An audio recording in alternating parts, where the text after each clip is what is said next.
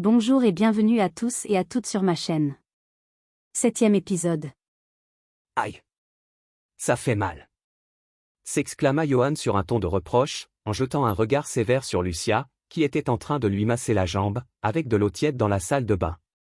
La nuit était tombée depuis un moment, et dès leur retour de promenade, la jeune femme avait insisté, pour défaire les bandages de Johan, malgré son air réticent. Sa cheville était enflée, et il était urgent qu'il ait des soins. Pardon. Je vais y aller plus doucement. Lança calmement Lucia, en gardant les yeux fixés sur le pied malade. Êtes-vous sûr que ça va? Pendant tout le trajet du retour, vous ne m'avez pas adressé la parole. Fit remarquer Johan, en la scrutant du regard. C'est peut-être, parce que je n'avais rien à vous dire. Répliqua Lucia, en continuant de lui masser lentement la cheville. Êtes-vous certaine qu'il n'y a rien d'autre? Insista Johan, en la dévisageant d'un air souriant. J'ai bien vu, que vous avez affiché votre air bougon, lorsque nous avons écouté ensemble, les messages laissés sur mon répondeur. Sommes-nous obligés de parler de cela maintenant?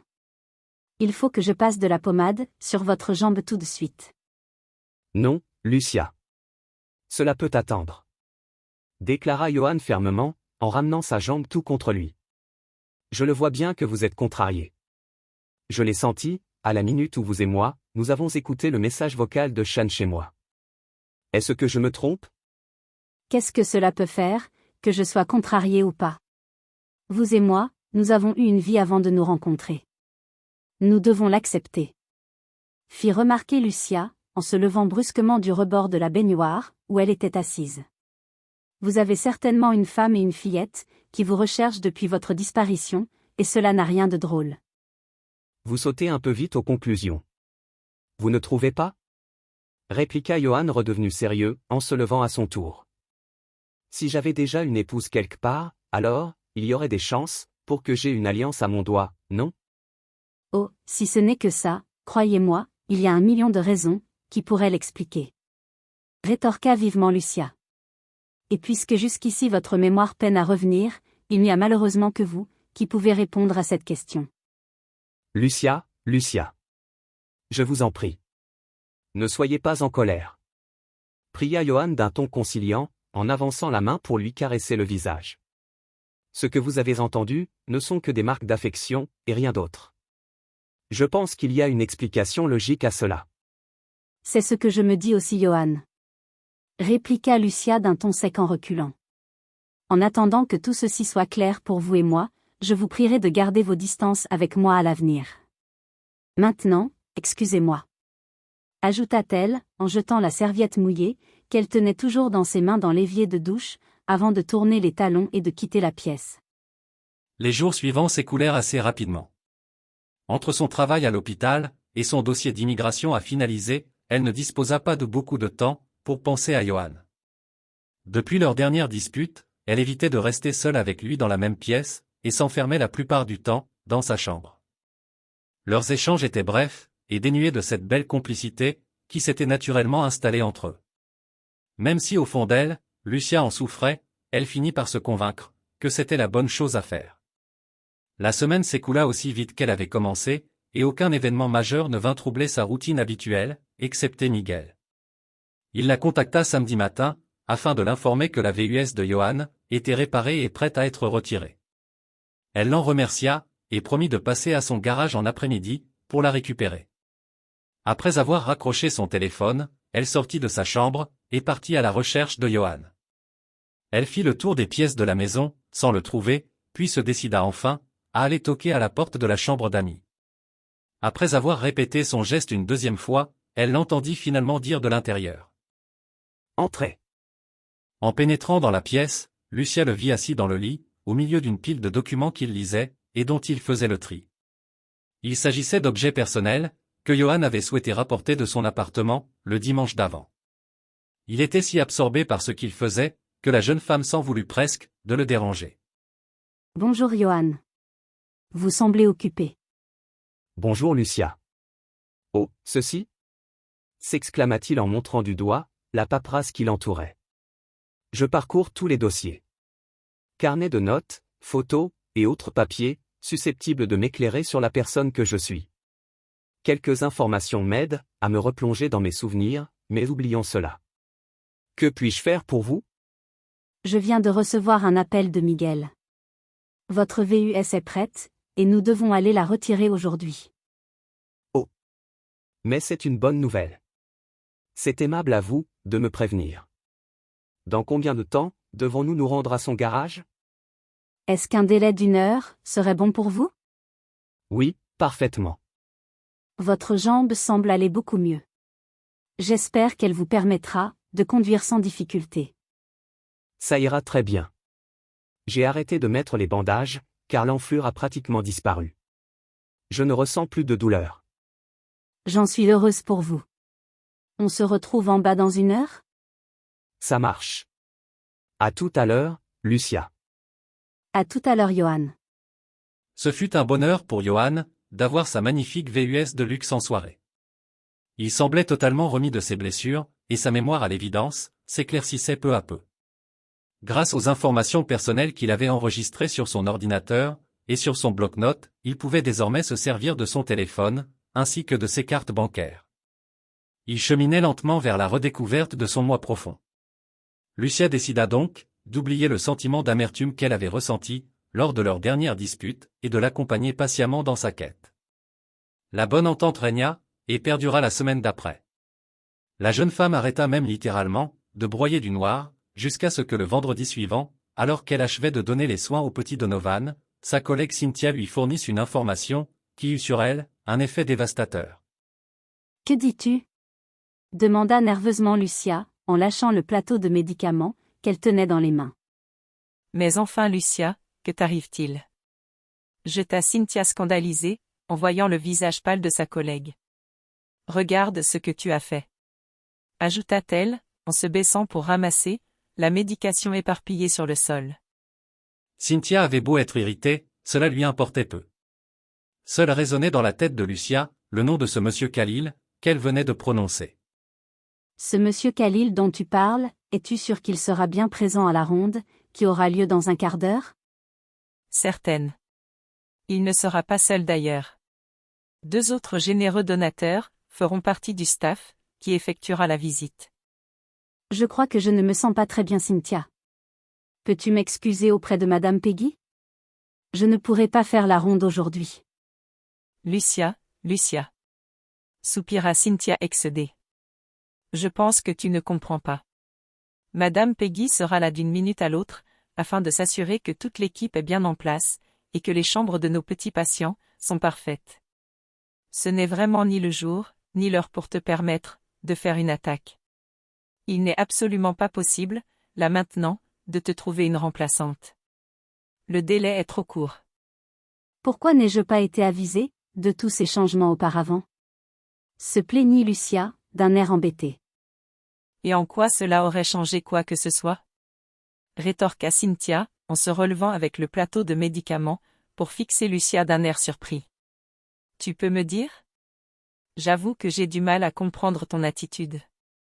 Maintenant tu devrais te dépêcher d'aller au département de la pharmacie, pour remplacer ces médicaments, avant que le comité n'arrive. D'accord. Acquiesça Lucia, en lui prenant le plateau des mains, pour se diriger vers la pharmacie de l'hôpital. Déboussolée, Lucia eut toutes les peines du monde à réfléchir, de façon cohérente. Trop occupée dernièrement par Johan et ses problèmes, elle en avait pratiquement oublié l'existence de Walid. N'ayant plus eu de ses nouvelles depuis une dizaine de jours, elle avait secrètement espéré qu'il avait changé d'avis, et qu'il était retourné en Afrique sans elle. Pourtant en y réfléchissant un peu plus, elle devait bien reconnaître qu'il était stupide de sa part, d'avoir cru un seul instant à une aussi invraisemblable réalité. Walid lui avait promis de la ramener au Soudan, et il n'était pas du genre à faillir à ses promesses, à moins d'y être contraint. Elle se doutait bien que ce soudain intérêt, qu'il manifestait pour cet hôpital, cachait quelque chose de bien plus sordide. Que manigançait-il encore? S'interrogea Lucia désabusée. Peu désireuse de croiser une fois de plus son chemin, la jeune femme demanda à Amanda, l'une des assistantes techniques en poste à la pharmacie, de retourner en service pédiatrique, avec le nouveau plateau de médicaments. Elle partit ensuite s'enfermer à l'intérieur des toilettes, prétextant un mal de ventre assez grave, jusqu'à ce qu'au bout d'un moment, qui lui parut être une éternité, elle entende quelqu'un frapper à la porte. Lucia. Lucia. Es-tu là? Elle soupira en reconnaissant la voix si chaleureuse de Madame Kuning, puis s'empressa de tirer rapidement la chasse d'eau.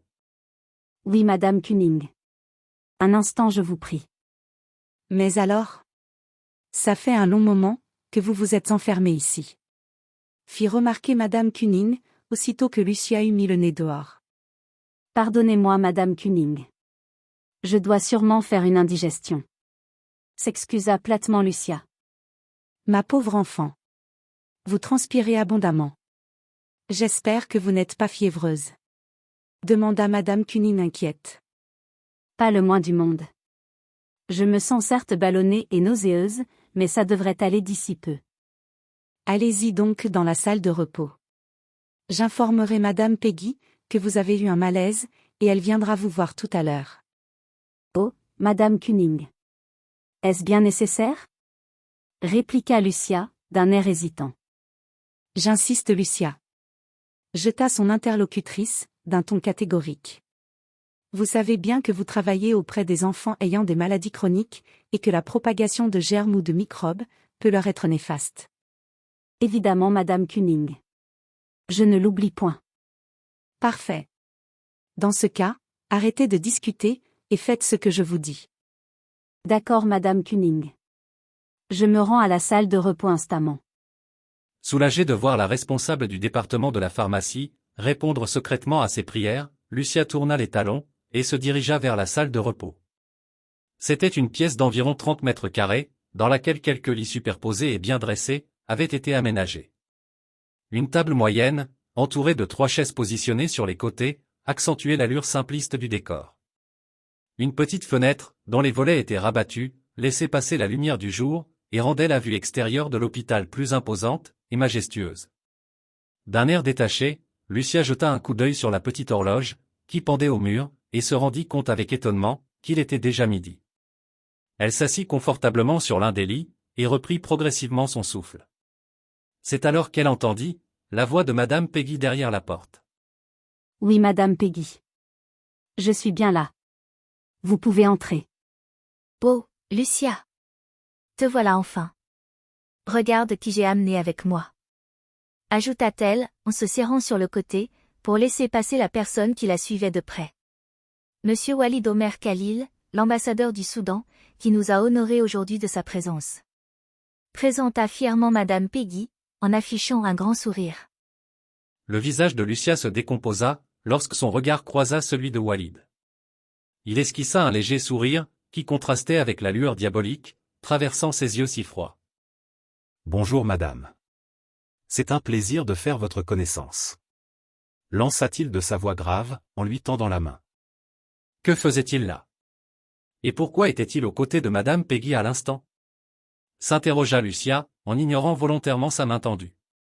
Elle lui en voulait toujours, d'avoir usé de mesquinerie, pour la faire suspendre de son emploi à l'hôtel, et trouvait encore plus choquant, qu'après cela, il ait le toupet de la poursuivre aussi, dans ces lieux, en espérant se faire passer pour un bon samaritain. Lucia.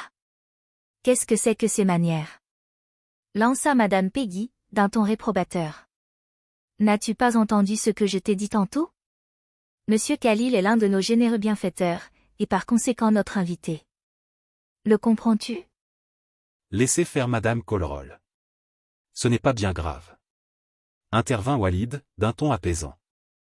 Je crois que la dame ne s'est pas encore complètement remise de son malaise, et que compte tenu de son état, nous devrions éviter de la bousculer. Vous avez sans doute raison, monsieur l'ambassadeur. Mais quand même. Dans cet hôpital, nous exigeons de notre personnel qu'il soit bienveillant et courtois envers nos administrateurs et partenaires. Et cette règle est valable pour tous, y compris pour Lucia. Souligna vertement Madame Peggy, en décochant un regard mécontent à celle-ci. Ne souhaitant pas s'attirer inutilement les foudres de sa chef hiérarchique, Lucia ravala son amertume, et s'excusa platement. Pardonnez-moi, monsieur Khalil. Je ne voulais pas me montrer grossière. Excuses acceptées, Lucia. Puis-je vous appeler ainsi? Questionna Walid, en feignant de ne pas la connaître. Bien sûr, monsieur. Je suis sûr que votre présence à la ronde de ce matin aurait fait une grande différence, Lucia. Lança Walid, en soutenant son regard. Mais qu'à cela ne tienne, ce n'est qu'une partie remise, je l'espère. Dois-je comprendre que vous nous fréquenterez de plus en plus, dans les prochains jours? S'enquit Lucia qui, à cette seule éventualité, ressentit dans son crâne une violente migraine. C'est précisément la raison pour laquelle, Monsieur Khalil m'accompagne en ce moment, Lucia. Répondit Madame Peggy d'un air plus aimable. Figure-toi qu'il possède une ONG dans l'ouest du comté, et qu'il t'a choisi comme la personne de confiance, qui pourra gérer ses affaires en son absence, avec rigueur et diligence. Quoi? S'exclama Lucia en manquant de s'étouffer. Mais pourquoi moi? Je suis certaine qu'avec sa notoriété, monsieur l'ambassadeur pourrait recruter facilement n'importe quel individu qui répondrait mieux à son besoin, non? Monsieur Khalil a établi une entente particulière avec nos patrons Lucia.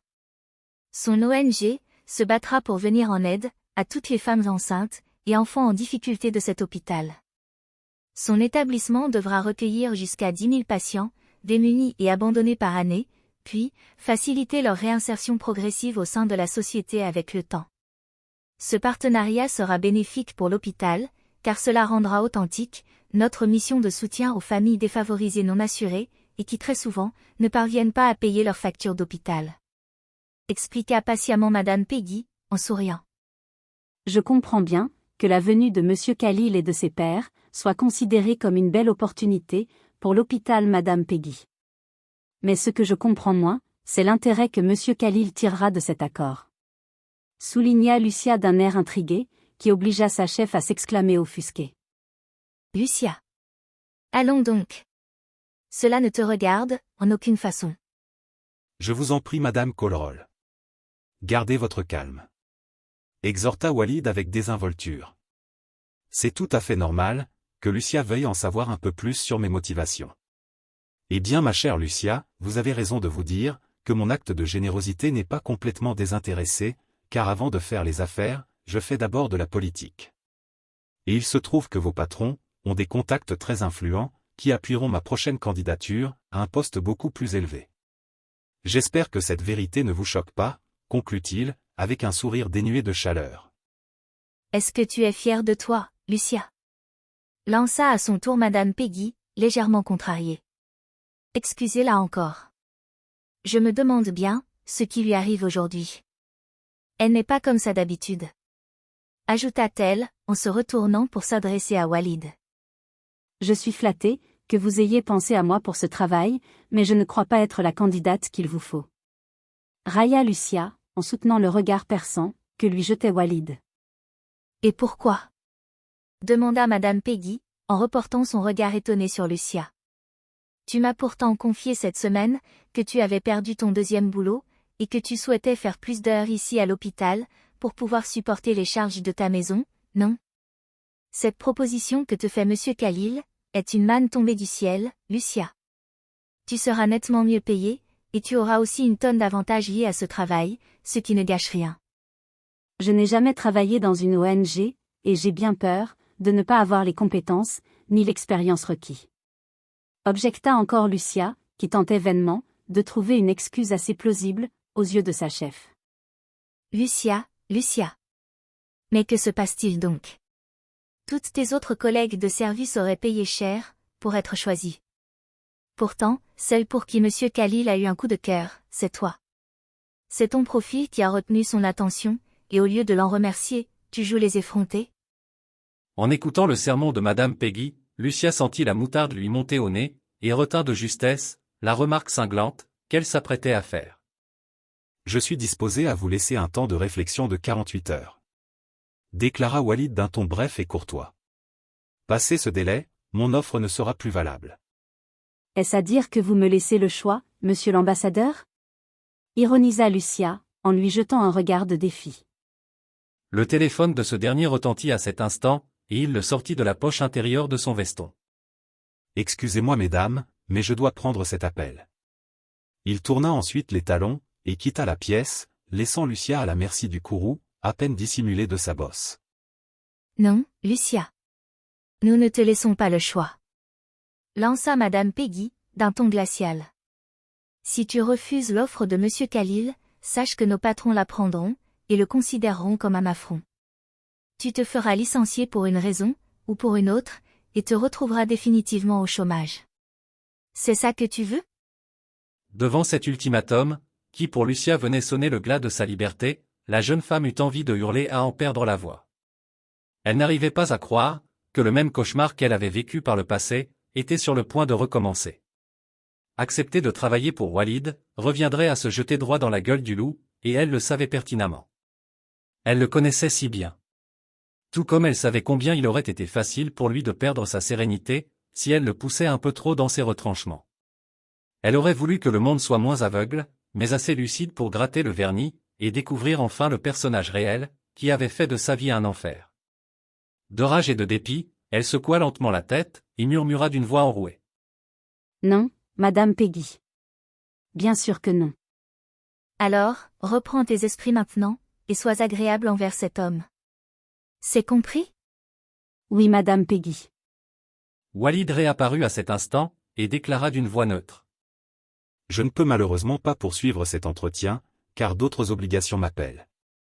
Ça a été un plaisir de discuter avec vous. Voici ma carte, ajouta-t-il, en remettant le papier cartonné à Lucia. Vous pourrez me joindre à ce numéro, pour me donner votre réponse. La jeune femme s'empara de la carte d'affaires, et Walid ouvrit la porte pour s'en aller. Je vous accompagne, monsieur l'ambassadeur. Lança aimablement Madame Peggy. Quant à toi, puisque tu n'as visiblement pas l'air d'aller bien, tu devrais rentrer chez toi, et te reposer. Tu reprendras ton service demain. Ajouta-t-elle en s'adressant à Lucia. Puis, sans laisser le temps à celle-ci d'ajouter un mot de plus, elle referma la porte derrière elle et s'en alla avec monsieur Khalil. Après leur départ, Lucia demeura prostrée encore un moment, la carte à la main, ne sachant si elle devait rire ou pleurer. La mort dans l'âme, elle quitta la salle de repos, et se dirigea vers le vestiaire des femmes. Fin de l'épisode. N'oubliez pas de vous abonner, pour ne rien manquer, de la suite de l'histoire.